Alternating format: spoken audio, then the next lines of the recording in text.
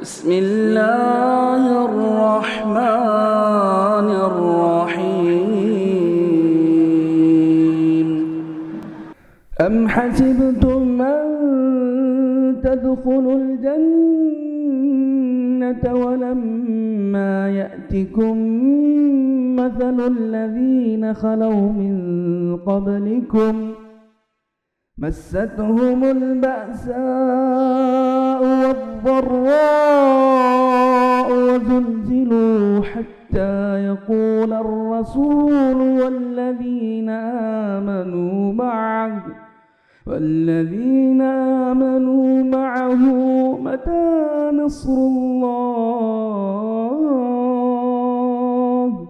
ألا إن نصر الله قريب. الحمد للہ رب العالمین والصلاة والسلام علی سید المرسلین وعلی آلہ وصحبہ اجمعین ومن تبعہم بإحسان الی یوم الدین. اعوذ باللہ من الشیطان الرجیم. بسم اللہ الرحمن الرحیم. لقد کان لکم فی رسول اللہ اسوۃ حسنہ. محترم حاضرین، گفتگو کا آغاز ہو اس سے پہلے میں یاد دلاؤں کہ جناب محمد رسول اللہ صلی اللہ علیہ وسلم نے ایک مرتبہ سفر کے دوران جب خطاب شروع کیا تو صحابہ کرام ایسے ہی دور دور بیٹھے ہوئے تھے. آپ نے سب سے کہا کہ طریقہ یہ ہے کہ مل کر بیٹھ جائیں. جب کوئی اس طرح کی مجلس اور مسجد میں اگر ہو رہی ہے، فرشتے ڈھانکتے ہیں، رحمت کا نزول ہوتا ہے، اور سنت یہ ہے کہ مل کر قریب ہو کر بیٹھیں. اللہ رب العالمین ہمیں سنت کی اتباع کرنے والا بنائے اور ہماری ہر نیکی کی توفیق دے کر اسے قبول فرمائے. محترم حاضرین، آج رمضان المبارک کے اس مناسبت سے نماز عصر کے بعد درس کا جو سلسلہ ہم شروع کرنے جا رہے ہیں، ہمارے مسجد توحید کے ذمہ داران نے مجھے حکم دیا کہ اس میں نبی کریم صلی اللہ علیہ وسلم کے غزوات کا کچھ تذکرہ کیا جائے. آپ کی زندگی میں، حیات طیبہ میں جو جنگیں ہوئی، جو غزوات اور سرایا کا پہلو رہا، اس کو کچھ حد تک ظاہر سی بات ہے کہ اس کے تمام تقاضوں کو پورا نہیں کیا جا سکتا. اس سے پہلے میں اس موضوع کی اہمیت کے تناظر میں آپ لوگوں کی صرف یہ توجہ مبذول کرانا چاہتا ہوں کہ اللہ کے نبی جناب محمد رسول اللہ صلی اللہ علیہ وسلم کی سیرت طیبہ، دنیا کا میں ایسا مانتا ہوں کہ قرآن کے بعد، یا یوں بھی کہہ لے تو غلط نہ ہوگا کہ قرآن کے ساتھ سب سے اہم، سب سے ضروری اور سب سے مفید ٹاپک ہے. اگر کوئی سوال کرے آپ سے کہ دنیا میں کس ٹاپک پر سب سے زیادہ کتابیں لکھی گئی، تو بلا تردد آپ کہہ سکتے ہیں جناب محمد رسول اللہ صلی اللہ علیہ وسلم کی سیرت پر. آپ کے وہ حیات صحابہ کے دور سے لے کے آج تک حضرت عائشہ ام المومنین، حضرت عائشہ صدیقہ رضی اللہ تعالی عنہا سے کسی نے پوچھا کہ اللہ کے رسول صلی اللہ علیہ وسلم کے اخلاق کیا تھے، تو آپ نے فرمایا کانا خلقہ القرآن. آپ کے اخلاق قرآن کا جیتا جاگتا نمونہ تھے. اس تناظر میں، ام المومنین کے اس جواب کے تناظر میں آپ دیکھیں تو قرآن بھی اللہ کے رسول صلی اللہ علیہ وسلم کی زندگی ہے. جو قرآن ہے وہ رسول اللہ صلی اللہ علیہ وسلم کی زندگی اسے عملاً پیش کر رہی ہے، اس کی تفسیر کر رہی ہے، وضاحت کر رہی ہے. اہل علم نے اس کی تفصیلات بیان کی تو کہا کہ دیکھیے قرآن کا یہ معاملہ ہے. آپ دیکھیے کہ حدیثیں جن لوگوں نے لکھی، اللہ کے نبی صلی اللہ علیہ وسلم کی حدیث ہم کسے کہتے ہیں؟ آپ کا قول، فعل، تقریر. قول جو آپ نے کہا، فعل جو آپ نے کیا، تقریر وہ جو آپ کے سامنے کیا گیا، آپ نے اسے برقرار رکھا، اس پر کوئی روک ٹوک نہیں لگائی. ایک نبی کے لیے یہ ممکن ہی نہیں ہے کہ اس کے سامنے کوئی غلط کام ہو اور وہ کچھ نہ بولے. تو کسی کام کو اللہ کے نبی صلی اللہ علیہ وسلم کے سامنے ہونا، کسی کام کا، اور آپ کا اسے نہ روکنا، یہ اس بات کی دلیل ہے کہ نبی کریم صلی اللہ علیہ وسلم کی تائید اسے حاصل ہے. اللہ کے نبی صلی اللہ علیہ وسلم کی حدیث کے لکھنے والے دراصل سیرت جمع کر رہے ہیں. حدیث کی ساری کتابیں، قرآن وہی ہے. تاریخ لکھنے والے سیرت پر کتابیں لکھتے ہیں. دنیا میں سیرت کے موضوع پر الگ الگ پہلو سے ہر زمانے میں لوگوں نے کتابیں لکھی. فقہا نے بھی مسائل کو مستبد کرنے کے لیے نبی کریم صلی اللہ علیہ وسلم کی حیات پر توجہ دی.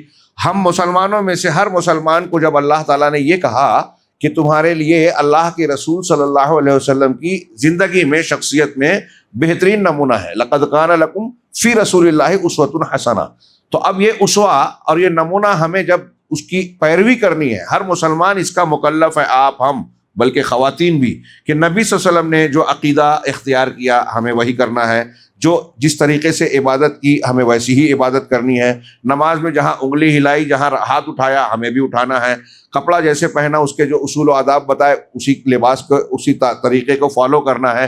اسی طریقے سے زندگی کے تمام شعبوں کو، حلال حرام، تعلقات، اخلاق، میاں بیوی کے تعلقات، بیٹی کے حقوق، ہاں رشتہ و پیوند کے، سیاست کے، اقتصادیات کے، معیشت، سارے معاملات جب اللہ کے نبی صلی اللہ علیہ وسلم کی پیروی کرنی ہے تو اللہ کے نبی صلی اللہ علیہ وسلم کی زندگی کو جب آپ پڑھیں گے تبھی تو معلوم پڑے گا نا۔ اس اعتبار سے آپ غور کیجئے کہ ہر مسلمان کے لیے فرض ہے کہ سیرت کی کتاب پڑھے، اللہ کے نبی صلی اللہ علیہ وسلم کی سیرت کو جانے، جن امور سے آپ کا ہمارا سابقہ پڑتا ہے اس میں تو جاننا بہت ضروری ہے، اور اگر آپ سیرت کو پڑھیں گے تو آپ کو بڑی نہ صرف معلومات ہوگی بلکہ راحت اور سکون کا سامان ملے گا، زندگی کو صحیح طریقے سے جینے کا سلیقہ آئے گا۔ اللہ کے نبی صلی اللہ علیہ وسلم کی سیرت اور تعلیمات سے بڑھ کر دنیا میں انسان کے تعمیر، شخصیت کی تشکیل کے لیے کوئی اس سے بہتر معاملہ آپ کو مل ہی نہیں سکتا۔ آج کل ہمارے یہاں ایک کورس چلتا ہے بڑے بڑے شہروں میں، گھنٹوں سے لوگ فیس کرتے ہیں، اس میں 1 گھنٹے کا اتنا لاکھ، اتنے ہزار، پرسنالٹی ڈیولپمنٹ، ہاں کہ شخصیت کی تعمیر اور اس کی ترقی، شخصیت کی تعمیر اور ترقی کے لیے میں کہتا ہوں اگر آپ اور ہم اپنے بچوں کو خود بھی سیرت النبی صلی اللہ علیہ وسلم کا مطالعہ کرائیں تو ہمیں پرسنالٹی ڈیولپمنٹ کے کورس کی ضرورت نہیں پڑے گی۔ اس سے بہتر اخلاقیات کہیں آپ کو ملے گی ہی نہیں جو نبی کریم صلی اللہ علیہ وسلم کی شخصیت میں آپ کو ہم کو نظر آتی ہے۔ خود قرآن کہتا ہے انکا لعلی خلق عظیم، آپ عظیم اخلاق پر فائز ہیں۔ اور یہی نہیں، یہ ہماری اور آپ کی جو لوگ ہمارے آج کے دور میں مسلمان ہوتے ہوئے سیرت النبی کو پڑھتے نہیں، اس پر گفتگو نہیں کرتے، وہ کتنے بدقسمت ہے اس کا اندازہ لگائیے کہ دنیا کے بہت سارے لوگ ایسے ہیں جنہوں نے، جو غیر مسلم تھے اور انہوں نے سیرت کا مطالعہ کیا۔ ایک ابھی بتایا کہ بھٹکل میں کمپٹیشن رکھا گیا تھا، کچھ لوگوں نے کمپٹیشن رکھا کہ ہم اللہ کے نبی صلی اللہ علیہ وسلم کی سیرت پر، تاکہ غیر مسلم جانے آپ پر انتہا پسندی، دہشت گردی کا الزام لگایا جاتا ہے، تو اصل میں وہ پڑھتے نہیں ہیں، جانتے نہیں ہیں، اس لیے ہم ایسا کرتے ہیں کہ وہ سیرت کی کتاب پڑھیں ہیں تو انہیں پتہ چلے گا کہ آپ صلی اللہ علیہ وسلم کی حیات طیبہ کیسی زبردست ہے، کتنی بے مثال ہے۔ چنانچہ انہوں نے ایک انعامی مقابلہ رکھا، پہلے اس میں مسلمان تھے، بعد میں اعلان کر دیا کہ اس میں صرف غیر مسلموں کے لیے۔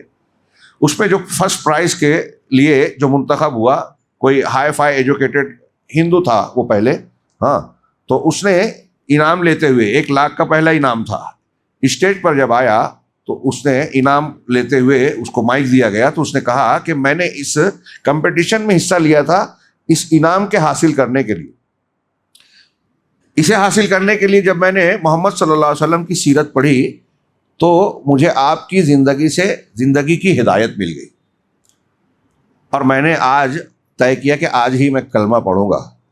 اب میرے لیے یہ 1 لاکھ کا انعام کوئی معنی نہیں رکھتا، میں نے اس کے لیے کمپٹیشن میں حصہ ضرور لیا تھا، لیکن مجھ کو اس سے بہت زیادہ اونچی چیز مل دی، اللہ نے دے دی۔ ڈنمارک میں کچھ سالوں پہلے آپ نے جانا کہ ایک اخبار کے ایک کارٹونسٹ نے، خاکہ نویس نے، اللہ کے نبی صلی اللہ علیہ وسلم کے نام سے 11 خاکے بنائے تھے جن کو ہم کارٹون کہتے ہیں، اور ان کارٹونوں کے ذریعے سے یہ تاثر دینے کی کوشش کی تھی کہ محمد صلی اللہ علیہ وسلم کی شخصیت انتہا پسند، شدت پسند، اور ہم جنگوں کی بات کرنے جا رہے ہیں، آگے ہم پڑھیں گے، جانیں گے کہ نبی کریم صلی اللہ علیہ وسلم کے حیات طیبہ میں جتنی جنگیں ہوئیں ان تمام جنگوں میں دونوں طرف سے مرنے والوں کی تعداد، شہید ہونے والے اور مرنے والوں کی تعداد اگر ہم دیکھیں گے تو حیرت ہوگی کہ آج ایک عام فساد میں اس سے زیادہ لوگ مر جاتے۔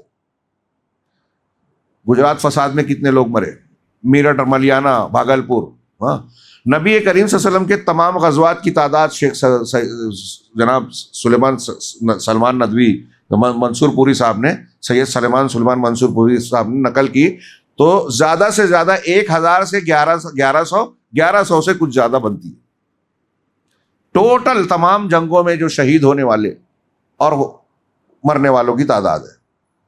آپ کی جنگوں سے امن قائم ہوا۔ تو بہرحال میں ذکر کر رہا تھا ڈنمارک کے اس کارٹونسٹ کا جس نے 11 خاکے بنائے اور یہ تاثر دیا، اور پھر اس کو فرانس اور یورپ کے کئی ملکوں کے بعض اخبارات نے اس کو ری پبلش بھی کیا۔ مسلمانوں نے پوری دنیا میں احتجاج کیا، اور اس میں صرف عوام ہی نہیں، خواص بھی تھے، مسلم حکومتیں بھی شامل ہوئی۔ نتیجے میں اسے تو معافی مانگنی پڑی، لیکن اس کا ری ایکشن یہ ہوا کہ خود ڈنمارک میں اور یورپ میں لوگوں نے یہ سوال اٹھایا کہ یہ محمد صلی اللہ علیہ وسلم کی شخصیت ایسی کون سی شخصیت ہے کہ پڑھے لکھے عوام پوری دنیا کے لوگ احتجاج کر رہے ہیں۔ اور اسی پیریڈ میں یہ خبر آئی کہ کچھ دنوں کے بعد کسی مسلمان نے ڈینش لینگویج میں، ڈنمارک کی جو زبان ہے، ڈینش لینگویج میں اللہ کے نبی صلی اللہ علیہ وسلم کی سیرت طیبہ، آپ کی سیرت کو، سیرت مبارکہ کو لکھ کر وہاں پھیلا دیا، کچھ 40-50 ہزار کی تعداد میں۔ تو میں فگر بھول رہا ہوں، اس کتاب کو لوگوں نے ہاتھوں ہاتھ لیا ڈنمارک کے کہ ہم اس شخصیت کو جاننا چاہتے ہیں، اور کچھ ہی دنوں میں اس آپ کی سیرت طیبہ کو پڑھ کر ایک بہت بڑی تعداد نے ڈنمارک میں اسلام قبول کر لیا۔ آپ دنیا میں اگر مطالعہ کریں گے کہ مسلمان جو نئے نئے ہو رہے ہیں پوری دنیا میں اسلام قبول کر رہے ہیں، اس کے اسلام قبول کرنے کی بیسک وجہ کیا ہے، کس چیز سے متاثر ہو کر انہوں نے اسلام قبول کیا، تو آپ کو 2 چیزیں ہر جگہ تقریباً ملے گی، 2 میں سے ایک ضرور ملے گی یا کہیں کہیں دونوں ملے گی۔ ایک ہے قرآن اور دوسرا ہے نبی کریم صلی اللہ علیہ وسلم کی سیرت۔ اور ہم اور آپ یعنی اہل الحدیث کی بنیادی دعوت یا اسلام کی خالص دعوت یہی کہتے ہیں کہ قرآن اور سنت، قرآن اور حدیث، اللہ کے نبی صلی اللہ علیہ وسلم کی حیات طیبہ، یہی دین ہے۔ اسی پر فوکس کیجئے، یہی تربیت کرتی ہے۔ صحابہ کرام کی تربیت بھی یہی نہیں کی، یہ اسی چیز نے کی اپنے بچوں کو بھی۔ تو بہرحال یہ تھوڑی لمبی ہو رہی ہے، لیکن میں سمجھتا ہوں کہ غیر فائدے سے خالی بات نہیں ہے کہ ہم اور آپ آج کے اس پہلے درس میں اگر اتنا جان جائیں کہ ہماری زندگی میں سب سے زیادہ قرآن کے ساتھ، قرآن کے بعد کہیے، قرآن کے ساتھ کہیے، جس چیز کا پڑھنا، جاننا اور مطالعہ کرنا اور بار بار ریپیٹ کرنا ضروری ہے، بار بار، وہ ہے جناب محمد رسول اللہ صلی اللہ علیہ وسلم کی سیرت طیبہ۔ میں اشارہ کر رہا تھا آپ لوگوں سے کہ بہت سارے غیر مسلموں نے آپ کی سیرت کا مطالعہ کیا۔ ہمارے ہاں اقوال نقل کی جاتے ہیں، گوئٹے، شیکسپیئر، برنارڈ شاہ اور تاریخ کی دوسری پہلے کی بات کی شخصیات جو اگرچہ مسلمان نہیں ہوئے لیکن انہوں نے مطالعہ کرنے کے بعد یہ قبول کیا کہ اس دنیا میں محمد صلی اللہ علیہ وسلم سے زیادہ جامع اور کامل شخصیت، صاحب سیرت شخصیت کا ثانی نہیں ہے۔ آپ بار بار سنتے ہیں دی 100 کا مصنف مائیکل ہارٹ، اس نے 100 تاریخ کی 100 بڑی شخصیات پر کتاب لکھی کہ یہ 100 ایسے لوگ ہیں جو تاریخ میں ایک نمایاں مقام رکھتے ہیں پوری دنیا میں۔ وہ عیسائی ہے لیکن حضرت عیسیٰ علیہ السلام کو پہلا نمبر نہیں دیا، سب سے پہلے محمد صلی اللہ علیہ وسلم کا ذکر کیا، اور اس کی وجہ بھی بتائی کہ اس کی وجہ میرا خیال ہے کہ 2 وجہ بتائی، اس میں سے ایک یہ ہے کہ پوری انسانی تاریخ میں اکیلی محمد صلی اللہ علیہ وسلم کی شخصیت ایسی ہے جس نے تاریخ کا دھارا موڑ دیا۔ تاریخ کا دھارا، اتنی کامیاب شخصیت اس کے مطابق بھی بھائی اصلاح کرنے والے تمام پیغمبر تھے، تمام انبیاء کرام تھے، لیکن جناب محمد رسول اللہ صلی اللہ علیہ وسلم کی دعوتی کوشش، آپ کی تبلیغی عمل اور تربیتی کام جتنا کامیاب مکمل رہا کوئی اور نہیں ملتا۔ اور آپ کی شخصیت سے پہلے کی دنیا دیکھیے، جاہلیت تھی سراپا، ہر جگہ ظلم، ستم، شرک، خرافات، جہالت اور جاہلیت۔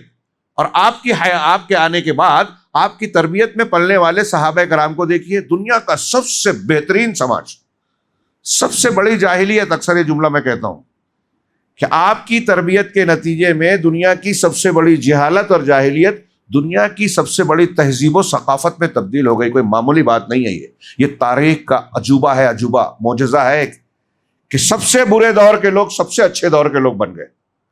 معمولی بات ہے۔ آج ہمارے یہاں لوگ اصلاح و تربیت کی اتنی کوششیں کرتے ہیں، خود مسلمانوں میں کتنی دعوتیں چلتی ہیں، نتیجہ وہ نہیں آتا۔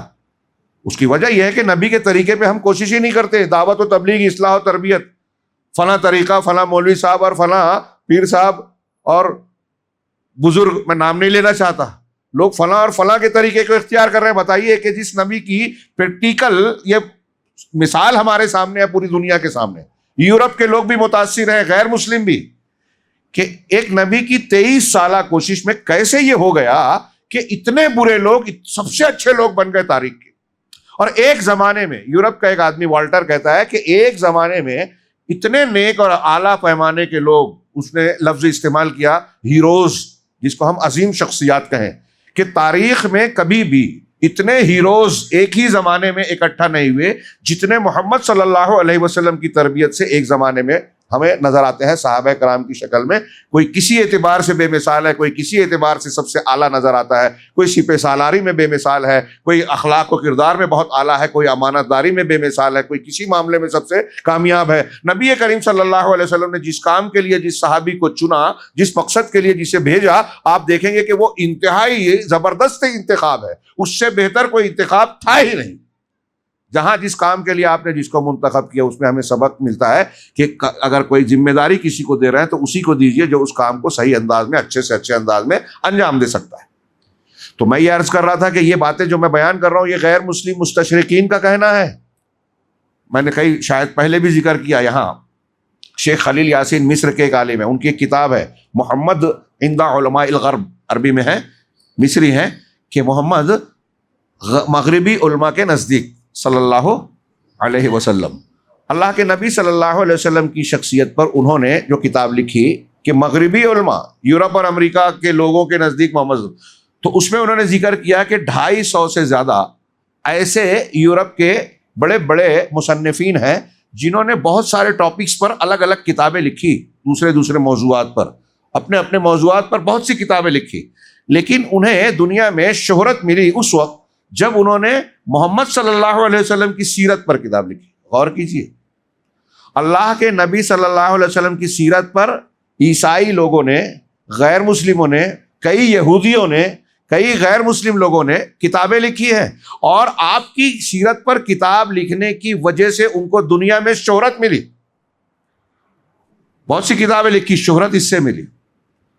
شعراء میں بہت سے شعراء ایسے ہیں غیر مسلم ہیں جو اللہ کے نبی صلی اللہ علیہ وسلم کی شان میں نعت وغیرہ لکھتے ہیں. وہ احکامات انہیں معلوم ہے نہ معلوم ہو. ہمارے ہاں بھی کچھ لوگ نعت گوئی میں غلو یا افراط و تفرید کا شکار نظر آتے ہیں. خیر, میں یہ عرض کرنا چاہتا کہ دنیا کا سب سے زیادہ عظیم, متنوع, مفید اور ضروری ٹاپک ہے یہ جناب محمد الرسول اللہ صلی اللہ علیہ وسلم کی سیرت طیبہ.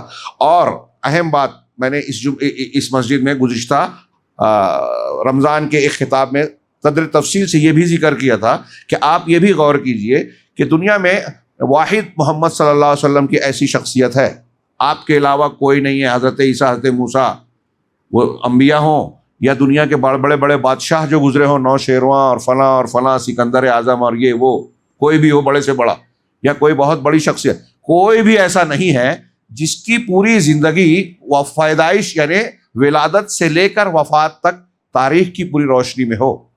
غور کیجئے, یہ میں بول رہا ہوں ایک ایک پہلو, سیرت کے اور بھی بہت سارے پہلو ہیں. اگر میں صرف ان پہلوؤں کا ذکر کروں تو آج ہمارا ٹاپک شروع نہیں ہوگا, اور میں چاہتا ہوں کہ چلیے ٹھیک ہے کل سے ہم شروع کریں. یہ موضوع, اس کی اہمیت اگر جان جائیں تو بھی یہ کافی ہے. تو میں عرض کر رہا تھا کہ نبی کریم صلی اللہ علیہ وسلم کی شخصیت پوری انسانی تاریخ میں اکیلی ایسی ہے. غور کیجئے میں جو کہہ رہا ہوں, اور نوجوان خاص طور سے, کہ دنیا میں کوئی اور ایسا ہے ہی نہیں جس کی پوری زندگی جس دن سے پیدا ہوئے اور جس دن وفات پائی, پوری زندگی تاریخ کی روشنی میں, یعنی ہم کو معلوم ہو کہ کب کہاں کب کیسے کیا ہوا, کس سن میں کیا ہوا. آپ اور ہم دیکھیے, آج بھی کچھ لوگ بہت مشہور ہوئے ہے نا, فلاں آدمی جیسے کوئی شہرت پا گیا, ٹرمپ کو وہ آج دنیا میں سب جگہ جان رہے ہیں, امریکہ کا راشٹرپتی صدر, اس کی زندگی کی تفصیلات ہمیں اور آپ کو کتنی پتہ ہے. ہمارے ہاں جو بڑے بڑے پوسٹ پہ ہیں, مشہور ہے دنیا کے اعتبار سے, لیکن ان کی کئی چیزیں کھلتی ہے کہ ارے ان کے پر تو فلاں سن میں کیس ہوا تھا, دبانے کی کوشش کر رہے ہیں. ہاں, بعد میں پتہ چلتا ہے اور وہ اس کو صحیح غلط بتاتے ہیں.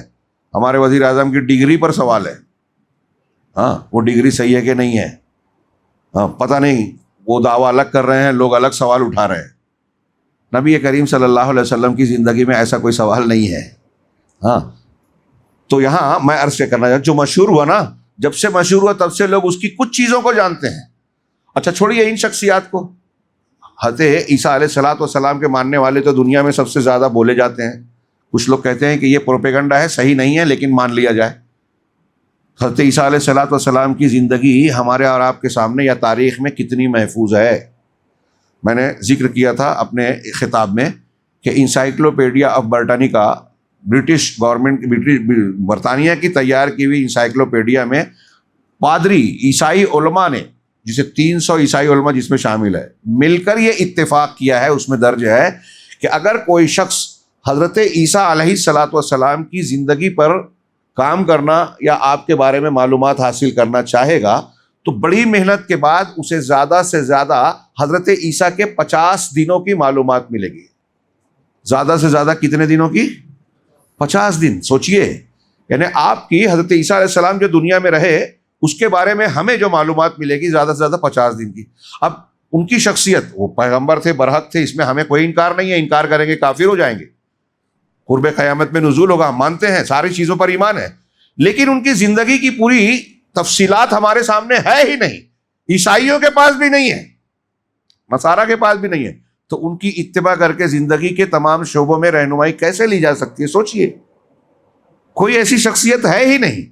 حضرت موسیٰ علیہ الصلوۃ والسلام کے بارے میں ہم پڑھتے ہیں قرآن میں، حدیث میں ہے کہ آپ سے ہاتھ سے جو ایک گھوسا مارا، ایک آدمی مر گیا غلطی سے، آپ نے توبہ کی، اللہ تعالیٰ نے کہا ہجرت کرو، مدین چلے گئے. مدین جانے کے بعد وہاں جس مقام پر ٹھہرے وہاں شادی کر لی، ہے نا، اور 10 سال وہاں رہے. اس 10 سال کی پیریڈ میں آپ نے کیا کیا کیا؟ صرف اتنا پتہ چلتا ہے کہ مہر کے طور پر آپ وہاں قیام کرتے رہے، بکریاں وغیرہ بھی چرائی. باقی تفصیلات نہیں معلوم ہے. چلیے، ابھی نبی نہیں بنے تھے، واپس آتے ہوئے نبی بنے. اب نبی بننے کے بعد بھی اللہ اور رسول اللہ صلی اللہ علیہ وسلم نے آپ کے بارے میں جو تفصیلات کی ہمارے پاس معتبر انداز میں وہی ہے. حضرت موسیٰ علیہ الصلوۃ والسلام، حتیٰ کہ حضرت ابراہیم علیہ الصلوۃ والسلام کی زندگی کی تمام تفصیلات جو قرآن و حدیث نے بتا دی، اس کے علاوہ تمام تفصیلات اعتبار کے ساتھ تاریخ میں نہیں ہیں. ان کی طرف بہت سے واقعات تو ایسے منسوب ہیں جو قرآن و حدیث کے مطابق غلط ثابت ہوتے ہیں، غلط ہیں قرآن و حدیث کے مطابق، اس کا رد کرتے ہیں قرآن و حدیث. آگے انشاءاللہ کبھی موقع رہا تو ان پر گفتگو کریں گے، فی الحال اس میں تفصیل میں نہیں جانا چاہتا. میں صرف یہ بتانا چاہ رہا ہوں، اکیلے محمد صلی اللہ علیہ وسلم ہیں جن کے بارے میں دنیا اگر تحقیق کرنا چاہے، آپ اور ہم پڑھنا چاہیں، کب ولادت ہوئی، کس نے دودھ پلایا، دودھ پلانے کی مدت میں کہاں تھے، کب آپ کس عمر میں آپ کے والد کا انتقال ہوا، والدہ کا انتقال ہوا، پھر کسی کے انتقال کے بعد آپ کی پرورش کس نے کی، دیکھ بھال کس نے کی، کہاں جاتے تھے، کہاں بکریاں چرائی. حضرت علی کے والد ابو طالب آپ کے نگراں بنے، پھر اس کے بعد کون بنا، پہلے دادا تھے، پھر کس سن میں کہاں کا سفر کیا، پھر کس سن میں مکہ میں خاص واقعات ہوئے، کون سا میلہ لگا، آپ وہاں جانے لگے تو بے ہوش ہو گئے، پھر حجر اسود کا اختلاف ہوا، آپ نے درمیان میں پڑھ کے، ابھی آپ نبی نہیں بنے تھے تو آپ نے جو ہے مصالحت کروائی، آپ کو اسی وقت سے لوگ صادق و امین کہتے تھے، آپ کے پاس امانتیں رکھتے تھے، پھر آپ نے فلاں سفر کیا، پھر آپ تجارتی سفر میں گئے. حضرت خدیجہ الکبریٰ رضی اللہ تعالیٰ عنہ جو 2 شوہروں کا تجربہ رکھتی تھی، انہوں نے آپ کی ایمانداری برکت دیکھی تو آپ کے شادی کا پیغام دیا، شادی ہوئی. آپ کی 25 سال کی عمر میں کم و بیش میں پہلی شادی ہوتی ہے، پھر آپ ایک ایسی خاتون کے ساتھ جو عمر میں آپ سے بڑی ہے نباہ کرتے ہیں، اور پھر یہ معاملہ آگے بڑھتا ہے، پھر آپ کو بے چینی محسوس ہوتی ہے تو آپ توشہ لے کر جو ہے غار میں جاتے ہیں، وہاں بیٹھتے ہیں، اور پھر اس کے بعد 40 سال کی عمر میں آپ پر پہلی وحی کا نزول ہوتا ہے، اقرأ بسم ربک الذی خلق. اور پھر جب آپ نبی بن گئے تو اب نبی ہونے کے بعد تو آپ کی ایک ایک تعلیمات، یہاں تک کہ آپ نے جو بیان کیا لوگوں نے اسے بھی درج کر لیا. اور پھر کس سن میں آپ کی کس سے شادی ہوئی، کس سن میں آپ نے کہاں کا سفر کیا، کس سن میں، کس دن میں، کون سے وقت آپ پر قرآن کی کون سی سورت اور آیت نازل ہوئی، یہ غار میں نازل ہوئی، یہ مکہ کے فلاں مقام پر نازل ہوئی، یہ عرفات میں نازل ہوئی، یہ سفر میں نازل ہوئی، یہ آپ بستر میں لیٹے ہوئے تھے تب نازل ہوئی، انا اعطیناک الکوثر کے بارے میں کہتے ہیں کہ آپ نیند میں تھے تب نازل ہوئی. کون سی صورت اور کون سی آیت کب نازل ہوئی، آپ کو تاریخ، وضاحت سب کچھ ملے گی. اور یہ چیز ایسے ہی محفوظ نہیں ہو گئی. اللہ تعالیٰ نے جو وعدہ کیا، انا نحن نزلنا الذکر و انا لہ لحافظون، ہم نے اس ذکر کو نازل کیا اور ہم ہی اس کی حفاظت کرنے والے ہیں. تو اب اس ذکر کو، قرآن کو محفوظ کیا، قرآن کی تفسیر، اللہ کے رسول صلی اللہ علیہ وسلم کی سیرت اور آپ کی تفسیر کو نقل کیا، یعنی آپ کی پوری حیات طیبہ کو محفوظ کیا. اس کے لیے قرآن اور حدیث کی خدمت کرنے والے علماء آپ کو بے شمار ملیں گے. تفسیر اور قرآن کے علوم کے ماہرین، حدیث اور علوم حدیث کے ماہرین پوری اسلامی تاریخ میں ایسے ایسے پیدا ہوئے کہ آج ہم سوچ بھی نہیں پاتے، افسانہ لگتا ہے. ہاں 6 لاکھ حدیثیں یاد ہیں، لاکھوں حدیثیں یاد ہیں. قرآن میں ہماری طرح صرف حافظ نہیں بنتے تھے، بلکہ حافظ کے ساتھ جب ان کو قاری بولا جاتا تھا تو حفظ کے ساتھ وہ علم بھی رکھتے تھے. کون سی آیت کہاں نازل ہوئی، کس آیت کی کیا باریکی ہے، ہاں معنی و مفہوم کیا ہے، لوگ کیا معنی سمجھتے ہیں، یہ تفصیلات، ناسخ منسوخ کون سی کا علم، محکم اور مجمل کا علم، محکم اور متشابہ کا علم، مجمل اور مفصل کا علم، مقید اور جو ہے عام کا علم. اس طرح سے تفصیلات، آپ علم کا ایک ایک شعبہ دیکھیں گے، اس کے ماہرین پیدا ہوئے. یہ قرأت 7 قرأتیں ہیں، اس میں اس کے ماہرین آپ کو نظر آئیں گے. حدیث میں فن رجال، شخصیات، جرح و تعدیل، ہاں کب کون پیدا ہوا، کون سا راوی کس سے ملا، کون کس کا استاذ ہے، کون کس کا شاگرد ہے. وہ حدیث بیان کرتا ہے تو اس استاد سے جس سے بیان کر رہا ہے اس سے اس کی ملاقات ہے کہ نہیں ہے، اس زمانے میں تھا کہ نہیں تھا، سب واضح طور سے موجود ہے. اس کا حافظہ مضبوط تھا کہ نہیں، قابل اعتماد تھا کہ نہیں. ان تمام چیزوں کے ذریعے سے اللہ تبارک و تعالیٰ نے نبی کریم صلی اللہ علیہ وسلم کی سیرت طیبہ کو بھی ہمارے لیے اور قیامت تک کے لوگوں کے لیے محفوظ کر دی. اسی تفصیل میں اللہ کے نبی صلی اللہ علیہ وسلم کی سیرت طیبہ کا ایک بہت بڑا حصہ آپ کی طرف سے آپ کے حیات طیبہ میں ہونے والے غزوات و سرایا میں ہے، جس میں آپ بنفس نفیس شریک ہوئے. آگے ہم پڑھیں گے. تعداد آپ کے غزوات کی لوگ جو بیان کرتے ہیں اس میں تھوڑا سا اختلاف ہے. زیادہ سے زیادہ کچھ لوگوں نے کہا کہ 26، کچھ لوگوں نے 20 اور 22 کہا غزوات. اس میں کچھ تفصیل ہے جس کی وجہ سے اس تعداد میں اختلاف ہوا. بعد میں آپ شریک ہوئے، بعد میں ارادہ کیا. غزا یغزو کا معنی ارادہ کرنا ہی ہوتا ہے. اور پھر اصطلاح میں اس جنگ کو کہا جانے لگا، اس فوج کو جس نے فوج کشی کے لیے، مقابلے کے لیے پیش قدمی کی اور اس میں جناب محمد رسول اللہ صلی اللہ علیہ وسلم شریک رہے، اس کو اصطلاحاً غزوہ کہا جاتا تھا شروع میں. بعد میں دیگر جنگوں کو بھی لوگ غزوہ کہنے لگے. سریہ کی جمع ہے. سریہ فوجی ٹکڑی، جس کو ہم فوجی دستہ کہتے ہیں، فوجی دستے کو کہتے ہیں، کہ جنگی مقاصد کے لیے، خبروں کے حصول کے لیے، کچھ تفتیش کے لیے، چھوٹی موٹی مہم کے لیے اگر کسی چھوٹی فوجی جماعت کو بھیجا جاتا ہے تو اس کو سریہ کہتے ہیں. اللہ کے نبی صلی اللہ علیہ وسلم نے جو غزوات کیے میں نے بتایا، اس کی تعداد کچھ 26 اور 20-22 تک بتائی جاتی ہے. اور اللہ کے نبی صلی اللہ علیہ وسلم نے جو سرایا بھیجے، جس میں کئی میں آپ خود بھی شریک رہے، اس کی تعداد زیادہ سے زیادہ لوگوں نے 138 تک بتائی ہے. آپ کے جو غزوات بیان کیے جاتے ہیں، جو 20-22 کا ہم ذکر کر رہے ہیں، 26 کا ذکر کر رہے ہیں، اس میں سے متعدد ایسے ہیں کہ جس میں مڈبھیڑ اور باقاعدہ مقابلہ نہیں ہوا.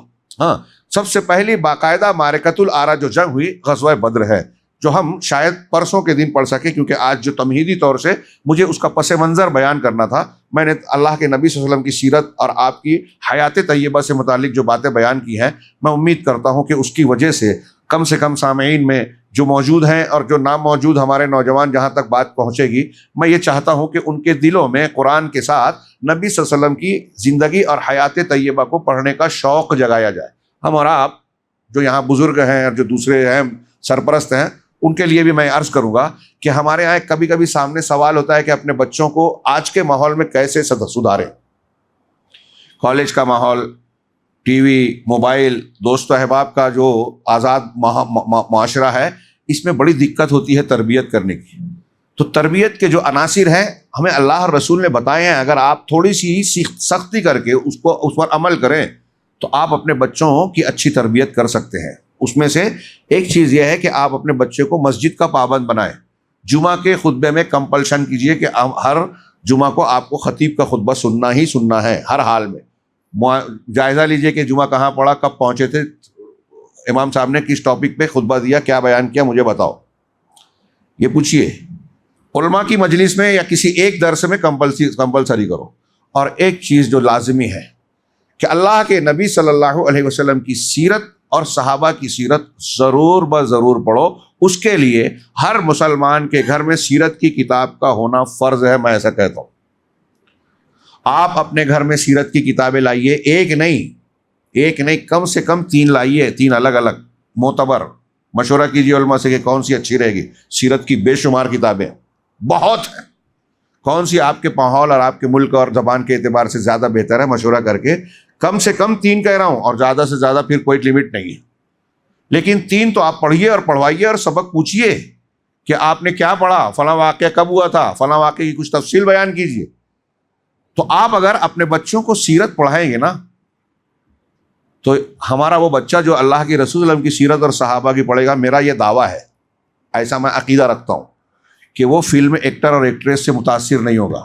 تھوڑی دیر کے لیے کسی کو اچھل کود میں پسند کر لے ہوئے الگ بات ہے، لیکن انہیں اپنا آئیڈیل نہیں بنائے گا کہ ان کا جیسا ہیئر اسٹائل ہے۔ آج ہمارے ہاں حیرت کی بات ہے ہاں کہ غیر مسلموں کی طرح ہمارے مسلمان بچوں میں دیکھتا ہوں کہ وہ کسی خاص ہیرو اور کسی خاص ایکٹر کے کا گروپ بنتا ہے، کیا فین کلب، ان کے فین، ان کے پنکھے، ہاں ان کے فین، فلاں کے فین، اور پھر وہ اس کے فین ہوتے ہیں تو اس کی شخصیت کی نقالی کرتے ہیں، اس کی چال ڈھال، لباس، ہیئر اسٹائل اور بہت کچھ اس سے متعلق، اس کی فلمیں دیکھنا، فلموں کو پروموٹ کرنا وغیرہ وغیرہ۔ حیرت کی بات، کتنی لا یعنی۔ اور جب آپ کا بچہ، ہمارا بچہ اس راستے پہ جائے گا تو اس سے ہم کیا امید کریں گے؟ اچھی تربیت کی۔ کیا امید کریں گے کہ وہ ہماری آنکھوں کی ٹھنڈک بنے گا؟ کیا امید کریں گے کہ آپ اور ہم کے جب مر جائیں گے تو وہ ہاتھ اٹھا کے ہمارے لیے دعا کرے گا؟ کیا امید کریں کہ مرنے کے بعد وہ ہمارے لیے صدقہ جاریہ بنے گا؟ ہاں، آپ نے جب تربیت کی ہی نہیں تو امید بھی نہیں رکھنی چاہیے۔ ہو سکتا ہے آپ نے بہت کمایا دمایا، آپ کا بچہ بڑا ہو کے آپ کو گھر سے نکال دے، کیونکہ آپ نے اسلام سکھایا نہیں ہے، اور وہ بڈھے آدمی کو غیر مسلموں کی طرح کہے گا کہ گھر میں یہ کچرا کون رکھے، ماں باپ کو۔ انا للہ و انا الیہ راجعون۔ یہ کب ہوگا، کب سدھرے گا؟ تو اس کا ایک طریقہ یہ ہے کہ آپ سیرت پڑھیں، پڑھائیں اور خود سیکھیں، سکھائیں۔ سیرت اور قرآن یہ 2 ایسے ٹاپکس ہیں کہ آپ جتنا اس کو ریپیٹ کریں گے اتنا فائدہ ہوگا۔ یہ کبھی مت سوچئے کہ یہ تو پڑھ چکا ہوں، پھر سے کیا پڑھنے کی ضرورت ہے؟ 10 بار پڑھیں گے 10 فائدہ بڑھ جائے گا۔ لکھ لیجئے، یہ قرآن اور سیرت رسول، آپ یہ 2 ٹاپک ایسی ہے کہ جتنی بار آپ پڑھیں گے ایک ہی چیز کو، اتنی بار آپ کو کوئی نیا فائدہ ملے گا۔ میں ایک استاذ کی حیثیت سے پڑھاتا ہوں، ہاں، جن کتابوں کو، جیسے کتاب التوحید محمد الوہاب کی، اس میں زیادہ تر قرآن کی آیتیں اور حدیثیں ہیں، اسی سے استنباط ہے۔ میں جب سے پڑھا رہا ہوں، وہ کم سے کم 35-40 سال ہو گیا ہوگا کہ پڑھانے میں، اور جس میں کتاب التوحید میں 30 سال سے تو کم سے کم پڑھا ہی رہا ہوں۔ آج بھی جب میں پھر سے پڑھاتا ہوں تو مجھے کہیں نہ کہیں ایسا محسوس ہوتا ہے کہ مجھے مزید فائدہ حاصل ہو رہا ہے۔ یہ کوئی میں مبالغہ نہیں کر رہا ہوں، ہاں، ایسے اللہ کے رسول صلی اللہ علیہ وسلم کی سیرت طیبہ۔ آپ یہ سوچئے کہ کوئی آدمی جنگوں کے حساب سے آپ کی سیرت پہ لکھ رہا ہے، کوئی سیاسی اعتبار سے لکھ رہا ہے، کوئی جو ہے سماجی اور اخلاقی اعتبار کو پہلو کو اجاگر کر کے لکھ رہا ہے، کوئی آج کے زمانے میں سائیکالوجیکل پوائنٹ سے لکھ رہا ہے، کوئی کسی حیثیت سے آپ کی نبوت کی حقانیت کی دلیلیں پیش کرنے کی حیثیت سے لکھتا ہے۔ الگ الگ پوری تاریخ میں الگ الگ حیثیتوں سے لکھا ہے، اور ابھی حیثیتیں ختم نہیں ہوئی ہیں۔ سیرت بحر ذخار ہے، ایسا سمندر کہ آپ اس میں غوطہ لگائیے، نیا موتی ملے گا قرآن کی طرح، اور قرآن کا ہی بیان ہے۔ خیر، تو میں عرض کر رہا تھا کہ آپ کو، ہم کو تربیت کرنے کے لیے جناب محمد رسول اللہ صلی اللہ علیہ وسلم کی سیرت کو پڑھانا ہے، پڑھنا ہے۔ اور یہ عرض کر رہا تھا کہ جب آپ کی سیرت لوگ پڑھیں گے تو آپ کی نقالی کریں گے، اتباع کریں گے جس کا اللہ نے ہم کو حکم دیا ہے۔ ما آتاکم الرسول فخذوہ وما نہاکم عنہ فانتہوا، جو رسول دے لے لو، جس سے منع کر دے رک جاؤ۔ تمہارے لیے اللہ کے رسول صلی اللہ علیہ وسلم کی شخصیت میں نمونہ ہے، تو آپ کی شخصیت کی پیروی کا تو ہمیں اللہ نے حکم دیا ہے۔ آپ سے محبت، آپ کی اتباع ہمارے دین کی بنیادوں میں سے بڑی بنیاد ہے۔ اس کو جس نے چھوڑ دیا وہ دین چھوڑنے والا ہے۔ تو سوچئے کہ یہ کتنی اہمیت کا حامل ٹاپک ہے۔ ہاں، میں اللہ کا شکر ادا کرنے کے بعد اس مسجد کے ذمہ داران کا شکریہ ادا کرتا ہوں کہ اس رمضان کے لیے انہوں نے ایک بہت ہی مفید، میں ویسے فکر میں تھا اللہ کے رسول صلی اللہ علیہ وسلم کی دعاؤں کے فقہیات کو لیا جائے اس مہینے، اس سال، یا عقیدے کے اصولوں کو، لیکن انہوں نے بھی جو اصول لیا اس میں ساری چیزوں کا کسی نہ کسی حد تک گھرا ہوتا ہے۔ لیکن افسوس کہ یہ جو ہمارا ٹائم ہے، ہم لوگ، میں اپنی بات کروں کہ جو مختصر وقت سمجھتا ہوں، بہت سارے سامعین کو لگتا ہے کہ مولانا اتنا ٹائم لے رہے ہیں، جبکہ یہ ٹاپکس اور اس کی علمیات، کبھی آپ اختصار کے ساتھ علمی مہارت حاصل نہیں کر سکتے دنیا کے کسی بھی فن میں۔ جو آج کل فیشن چلا ہے کہ پڑھنا ہے تو 1 صفحہ 2 صفحہ پڑھ لے ہوئے، سننا ہے تو 1 منٹ کی کلپ سنے، 2 منٹ کی کلپ سنے، آدھے گھنٹے کی 1 گھنٹے کی چیز کون سنے گا؟ آپ جو مختصر چیزیں سنیں گے، کبھی آپ کے اندر کمال، علمیت، گہرائی، گہرائی، تجزیہ کرنے کی صلاحیت کبھی نہیں آئے گی۔ صلاحیت لانی ہے تو آپ کو تفصیل میں جانا پڑے گا۔ ہمارے اسلاف، ہم پڑھتے نہیں ہیں، ہاں، 80 جلد 40 جلد کی کتابیں لکھ کے گئے ہیں، ابن عساکر کی تاریخ دمشق 80 جلدوں میں پہلی مرتبہ سعودی عرب میں اب چھپ رہی ہے. تاریخ بغداد 40 سے زیادہ جلدیں ہیں. علامہ ذہبی کی جو ہے سیر و اعلام النبلاء وہ چھپی ہے 38 جلدوں میں، کہیں 38 جلدوں میں، کہیں اس سے کچھ کم زیادہ میں.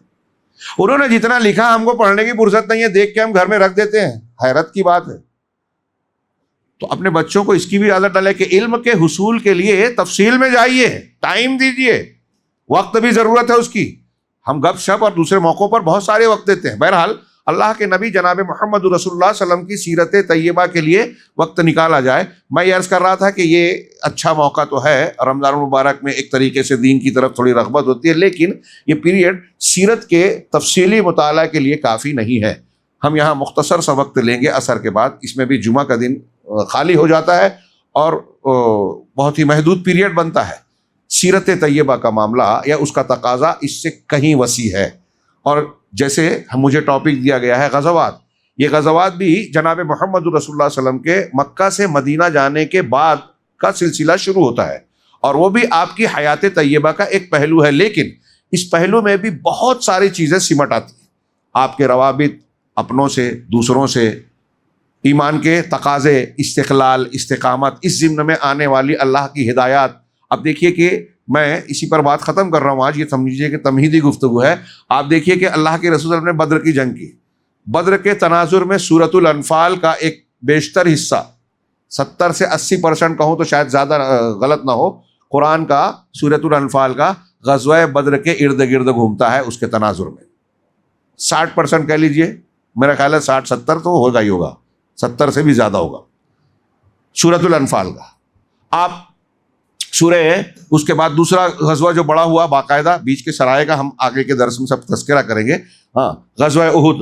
تو سورہ آل عمران میں کئی رکوع میں اللہ تبارک و تعالیٰ نے غزوہ احد کے تناظر میں ہدایات دی، تبصرے کیے اور روشنی بتائی ہم کو اور آپ کو قیامت تک کے لیے. غزوہ خندق، جس کو غزوہ احزاب بھی کہتے ہیں، اس نام سے پوری سورہ ہی نازل کر دی، سورۃ الاحزاب. اس میں غزوہ احزاب کا غزوہ خندق کا کافی کچھ تذکرہ ہے. آپ اندازہ لگائیے کہ اللہ کے رسول صلی اللہ علیہ وسلم کے غزوات کے تناظر میں قرآن کی صورتیں، قرآن کی آیتیں نازل ہو رہی ہیں. تو یہ کوئی معمولی ٹاپک نہیں ہے، کتنی اہمیت کا حامل ہے، اور اس میں ہمارے اور آپ کے لیے دروس و عبرت کے بہت سارے سامان ہیں. غزوہ حنین کا تذکرہ، غزوہ تبوک کا تذکرہ آپ کو قرآن مجید میں ملے گا. غزوہ حنین کا سورہ توبہ میں ہے، اور دوسرے مقامات پر ہجرت کا ہے. صلح حدیبیہ کے موقع پر پوری سورہ فتح نازل ہوئی، انا فتحنا لک فتحا مبینا. ہم غزوات میں اسے بھی جانیں گے. فتح مکہ، جس سے متعلق بعض صورتیں اور بہت سی حقیقی آیتیں، انا اذا جاء نصر اللہ والفتح میں الفتح سے مراد فتح مکہ ہے. اور ایسے اور بھی صورتیں اور آیتیں اس کے تناظر میں نازل کی گئی ہیں. تو قرآن کی آیتیں اور اللہ کے رسول صلی اللہ علیہ وسلم کی سیرت ساتھ ساتھ چلتے ہیں. اس سے ایک چیز یہ بھی ثابت ہوتی ہے کہ قرآن اور حدیث کا تعلق ہے. اللہ کے رسول نے کہا کہ یہ دونوں جدا نہیں ہو سکتے جب تک مجھ پر، میرے پاس حوض پر نہ آ جائے. جو لوگ حدیثوں کا انکار کرتے ہیں وہ اس کا بھی انکار کر رہے ہیں کہ دیکھیے قرآن اللہ کے رسول صلی اللہ علیہ وسلم اور صحابہ کی زندگیوں کے ساتھ ساتھ چل رہا ہے. آپ سورہ انفال کو غزوہ بدر کے واقعات کے بغیر دیکھ ہی نہیں، سمجھ ہی نہیں سکتے.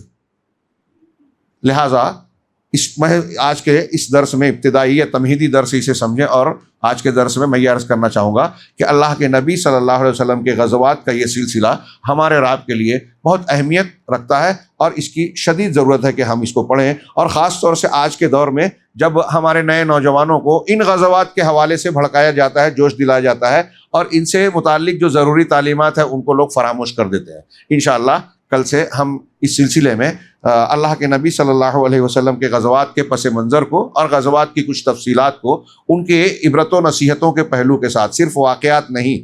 اور یہ کافی نہیں ہے کہ آپ صرف واقعہ جانیں، یہ کافی نہیں ہے کہ آپ صرف ناموں کو جان لے کہ بھائی جیسے آج کل کمپٹیشن ہوتا ہے سیرت کوئز کہ اس میں فلاں شہید ہوئے تھے، کیا نام تھا فلاں کا، ان کے ابا کا نام کیا تھا، امی کا نام کیا تھا. اس سے ہمیں دینی علمی تربیتی کیا فائدہ ہوتا ہے؟ یہ جاننا ٹھیک ہے، اچھی بات ہے، لیکن تربیتی فائدہ نہیں ہے۔ تربیتی فائدہ اس تناظر میں ہوگا کہ واقعات کی روشنی میں ہمیں کیا سبق ملتا ہے، ہم اس پر غور کریں۔ قرآن حدیث ہمیں اس سلسلے میں کیا تعلیم اور تلقین کرتی ہے، یہ دیکھیں، وہ ہمارے لیے، ہماری زندگی کے لیے مفید ہے، اور وہی مقصود ہے۔ اللہ رب العالمین سے دعا ہے کہ وہ ہمیں اخلاص کے ساتھ اس موضوع پر سننے اور کہنے کی توفیق عطا فرمائیں، اور جو صحیح اچھی مفید باتیں ہیں اس پر ہمیں اپنی زندگی میں اس کو فالو کرنے کی، اتباع کرنے کی توفیق دے، اس کے ذریعے سے دنیا اور آخرت میں کامیابی دے۔ وآخر دعوانا ان الحمد للہ رب العالمین وصلی اللہ علیہ وسلم۔